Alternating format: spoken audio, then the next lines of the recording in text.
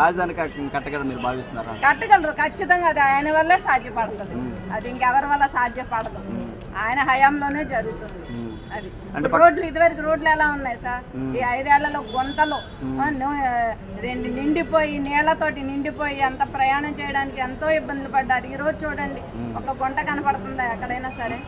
అది ఆయన సత్తా. అది అంటే పక్క ఉండే జగన్మోహన్ రెడ్డి వెళ్తే అప్పులు చేసి వెళ్ళాడు. అప్పులు చేసినా కూడా బాబు గారు విజన్ ఉన్న నాయకుడు అని చెప్పింది. అందుకే మరి ఆయనకున్న తెలివితేటలతోటి ఆయన ఇన్కమ్ ని ఎలాగ మళ్ళీ సంపాదించి ఎలా అభివృద్ధి పదంలో నడిపించగలరు అనేది ఆయనకు తప్ప ఇంకెవ్వరికి సాధ్యం కాదు. మోడీ చంద్రబాబు పరిపాలన ఎలా ఉంది? బాగుంది సార్. అదే కదా ఇప్పుడు చెప్పేది. ముగ్గురు కలిసి ఇప్పుడు పవన్ కళ్యాణ్ గారు కానీ, మోడీ గారు కానీ, బాబు గారు కానీ కలిసి కూటమి ప్రభుత్వంలో అందరి సలహాలు సూచనలు తీసుకొని ఒక మాట మీద ఒక బాటలో నడిపిస్తున్నారు.